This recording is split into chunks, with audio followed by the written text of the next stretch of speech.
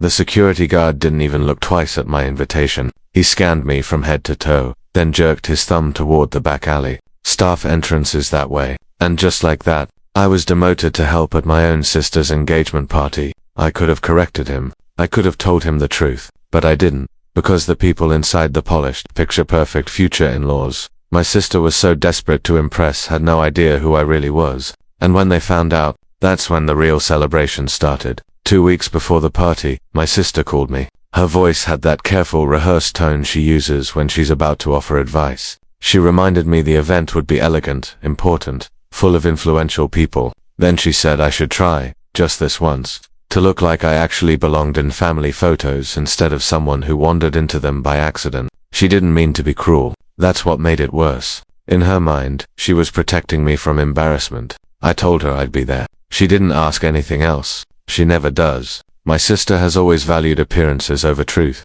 Growing up, she'd fix crooked picture frames before greeting guests. She insisted on perfectly coordinated outfits every holiday. She memorized the names of wealthy families at school before she understood what wealth actually costs. My parents admired that about her. To them, she was the golden child, the one destined for a bright, polished future. And me, I was the figuring it out one, the unpredictable one, the quiet risk. 3 years ago, when I left town, no one asked why. When I became too busy to visit often, they didn't question it. When my projects sounded vague and digital and hard to explain, they simply nodded and changed the subject with their friends. It was easier to let them believe I was still drifting. So that night, I walked through the hotel kitchen in jeans and an old sweatshirt. I blended in between chefs and servers like I'd always belonged there. No one stopped me. No one asked questions. A staff member even handed me a stack of folded napkins without hesitation. I took them, because sometimes the most powerful person in the room is the one nobody bothers to notice.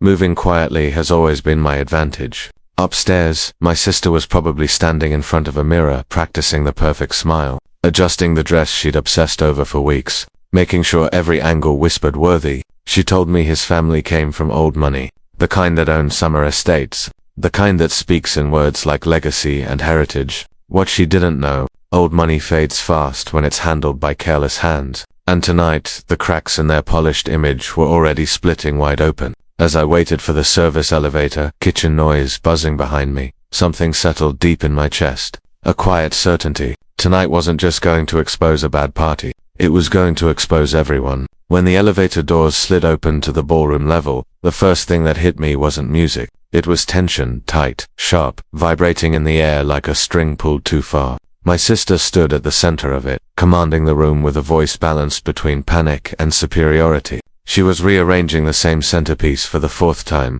snapping at staff as if perfection could be forced into existence. "These linens look wrinkled," she said sharply. They weren't. A server apologized anyway. My sister either didn't see me near the catering station, or she chose not to. The groom's family stood nearby, glowing with that effortless confidence that comes from believing the world bends for you. His mother inspected the floral arch like she was judging fruit at a market, pinching petals between manicured fingers. His father hovered behind her, nodding politely while checking his watch when he thought no one noticed. The younger brother leaned against the bar, scanning the room like he was shopping. When I tried to slip past, he blocked my path. "You working tonight?" he asked, eyes dragging over my sweatshirt. Before I could answer, he pulled out a folded bill and held it toward me. "If you're free later, bring a drink up to the suite." Casual, dismissive, calculated. I didn't take the money. I didn't give him the satisfaction of a reaction. I just walked away. Behind me, he muttered, "Staff girls are so sensitive." The words pressed into me like a bruise. Back in the kitchen, the atmosphere had shifted from stressed to unstable. The head chef paced, muttering under his breath. 2 hours earlier, my sister had changed the menu, then changed it again, then reversed it. The staff weren't angry anymore. They were exhausted. "If she sends one more plate back, I'm done," a server whispered. Another leaned in. The groom's mother complained the champagne wasn't the right shade of gold. The right shade of gold. I kept peeling shrimp, my movements steady, listening through the swinging doors. Then someone whispered something that made my stomach tighten. "Did you hear?" The groom's mom tried to pay the sound guy to adjust something later. "Adjust what?" someone asked. "To make someone look bad." I didn't need to ask who. Moments later, the floor manager rushed in, pale as flour. "The payment bounced," he said quietly to the chef. "It was returned this afternoon." The kitchen went silent. What do you mean bounced? I mean, there's no money. The words spread through the room like ice water, and suddenly, everything made sense. The over-the-top perfection, the forced elegance, the bribes, the tension stretched too tight. This wasn't a celebration, it was a performance, and the people on stage couldn't afford the show they were putting on. I rinsed my hands, untied the apron, stepped away from the prep counter. No one noticed, no one stopped me, and for the first time that night, I was done staying invisible. I walked toward the elevator that led to the executive level, a private floor most of the ballroom didn't even know existed. As the door slid closed, I caught one last glimpse of my sister spinning in nervous circles, trying to micromanage the universe into behaving. She couldn't control what was coming. Enough, I murmured as the elevator rose. It's time for the truth to clock in. The executive floor was silent, the kind of silence money buys. Thick carpet swallowed footsteps. The air smelled faintly of lemon polish instead of panic. Downstairs, I was invisible. Up here, I was the decision. I pressed my finger to the security panel. The private office door unlocked with a soft click. The room was exactly as I'd left it that morning, clean lines, gray tones, floor-to-ceiling windows stretching over the city. Built for clarity, built for control. I stepped to the wall of monitors. One touch and the entire building answered me. Ballroom entrances, kitchen corridors, service halls, audio booth. I rewound the ballroom feed. There, the groom's mother leaning toward the sound technician. Her hand slipped something into his palm. Cash. He nodded, glancing around. She gestured toward the microphone stand, then toward my sister. The technician plugged something small into the control board. Sabotage. Neat, intentional, practiced. My pulse didn't race. It slowed. That's what happens when anger sharpens into purpose. I switched screens. Accounting office. A notification blinked. Payment returned. Insufficient funds. Crystal chandeliers downstairs. Gold centerpieces. But the truth lived in one line of text. Another file caught my eye. Financial summaries from earlier that afternoon. Unpaid balances. Mortgages stacked. Liens accumulating. So this was the legacy. Their coastal estate. One bank notice away from foreclosure. Old money, held together by borrowed time and ego. I leaned back in the chair and exhaled slowly. My sister didn't know. She thought she was marrying stability, prestige, security.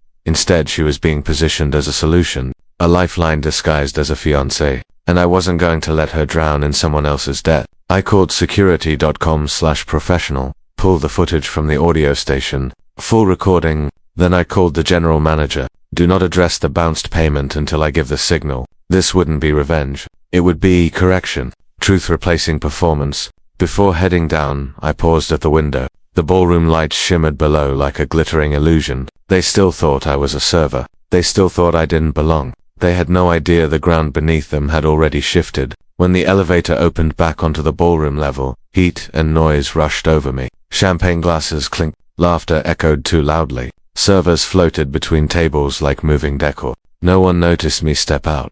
Perfect. I picked up an empty tray to complete the disguise. The groom's younger brother was still leaning against the bar. When he saw me, he smirked and lifted his glass suggestively. If only he knew. My sister stood in the center of the room, adjusting floral arches with trembling hands. She looked hopeful, nervous, desperate for approval. Her eyes kept flicking to the groom's mother. The woman stood tall, chin lifted, scanning the room like she was evaluating an acquisition. She didn't see the technician she'd bribed earlier, now pale, fidgeting near the sound booth. Her sabotage was seconds away. Mine was already unstoppable. Then the ballroom doors opened. The general manager stepped inside, holding a folder the way people hold news that changes things. My sister smiled and waved him over, assuming he was coming to reassure her. He walked right past her. Straight to me. Miss Lane, he said clearly. The word miscarried. Conversation faltered. Glasses paused mid-air. Gasps rippled. I let the silence stretch. Then I folded the apron, set it gently on the bar, straightened my sweatshirt. For the first time that night, they really looked at me. Not as staff, not as background, but not fully understanding yet either. And that was the most powerful moment of all. Yes, I answered calmly. I'm listening. The general manager opened the folder. The event payment was returned. Insufficient funds. We need direction on how to proceed. The ballroom didn't go silent. It inhaled. The groom's mother looked like someone had struck her. The father's gaze dropped to the floor. The younger brother straightened, smirk evaporating. My sister froze mid-step, confusion washing over her face. I slipped my phone from my pocket and connected it to the ballroom's AV system. The screens flickered, then the footage filled the walls. Hallway camera, bar angle, audio booth, zoom. There she was, the groom's mother, leaning close, slipping cash into the technician's palm, pointing at the microphone, watching him insert a device into the sound panel, her lips forming instructions. The reaction rolled through the room like a rising tide, murmurs, overlapping whispers, then stunned quiet. My sister made a small, broken sound. The groom stared at his mother. "What did you do?" She said nothing. "There's more," I said, tapping the next file. Public records replaced the footage. Stacked mortgages, late notices, liens. A foreclosure warning sitting heavy on the screen. "They are not the legacy they claim to be," I said evenly. "This wedding wasn't about love. It was a financial reset, and my sister was the solution." Gasps, phones lifting, eyes widening. The groom stepped back from his parents like he'd just realized the ground beneath him wasn't solid.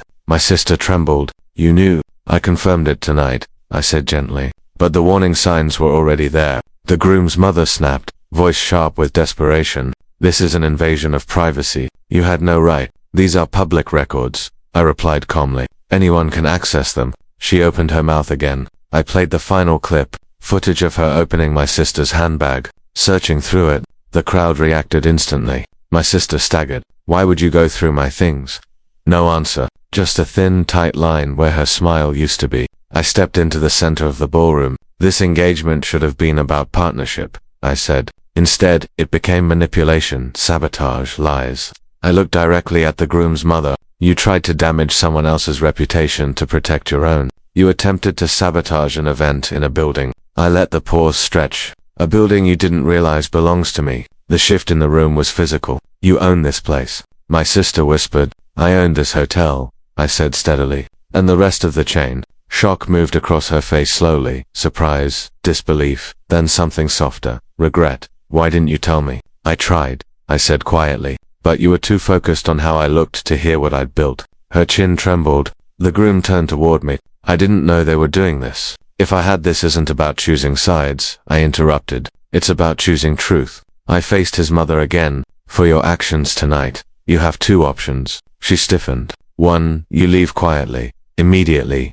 I will absorb the cost of this event as a gift to my sister." A murmur swept through the guests. "Two, I report the attempted sabotage, the fraudulent payment, and the interference with hotel operations and allow authorities to handle it." Her husband grabbed her arm urgently. The younger brother looked like he wanted to disappear. The power dynamic had flipped so completely it was almost audible. For the first time that evening, they understood exactly who had been invisible. "Let's go." The groom's mother didn't argue. She turned toward the exit, her heels striking the marble floor in sharp, defeated beats. Her husband followed quickly. The younger brother trailed behind, no smirk left to hide behind. The ballroom watched them leave, but the groom stayed. He turned to my sister, eyes glassy, voice unsteady. "I don't care about their money. I care about you. I want a life that's ours, not something built on their image." My sister broke. Not gracefully, not perfectly. She sobbed against him, years of pressure pouring out at once. Then she turned to me, her voice shaking. "I'm sorry for not seeing you, for shrinking you in my mind because I was afraid of being small myself." I stepped forward and wrapped my arms around her. "You were never small," I whispered. "You just forgot who you were." She held on tighter. Behind us, the tension dissolved. Conversations slowly restarted. The band shifted into something softer. Staff members exchanged relieved glances. The night had transformed. A party turned confrontation. A confrontation turned clarity. "What happens now?" she asked quietly. "Now," I said, "you choose a future built on truth instead of appearance." The groom reached for her hand. "I want that too." "Then build it," I replied, "from the ground up." And for the first time that night, they looked real. Not polished, not curated, just honest. And that was enough. The ballroom emptied faster than it had filled. The groom's parents disappeared without goodbye, leaving behind nothing but the echo of the image they'd tried so desperately to protect. Staff moved lightly, almost gratefully, as if fresh air had finally entered the room. My sister and her fiancé stayed. No glamour, no pretense, just two people standing in the quiet aftermath of truth. And in that vulnerability, something stronger than status took root. The next morning, my sister showed up at the hotel. No designer dress, no performance. "Where do I start?" she asked. I pointed toward housekeeping. She didn't hesitate. For the first time, she wanted to understand the people she used to speak over, the work she used to dismiss. The groom joined the accounting department. He faced the numbers his family had avoided for years. Not glamorous work, not easy, but honest. Weeks passed. They moved into a small apartment across the city, paid their own rent, burned dinners, clipped coupons, laughed more than they argued. They weren't rebuilding an image. They were building a life. As for his family, their estate across the coast eventually slipped into foreclosure. Quietly, predictably, they relocated, chasing something smaller and more manageable. Justice didn't roar. It unfolded, the way truth always does. A year later, my sister married in the hotel garden. No crystal chandelier, no dramatic entrances, no performance, just sunlight, a handful of people who mattered, and promises made without calculation. That day, she chose to enter through the service doors intentionally. She smiled when she saw me, like she finally understood. I stood at the back, watching her walk into a future she chose for herself. Not inherited, not negotiated, not staged. And for the first time in years, everything felt aligned.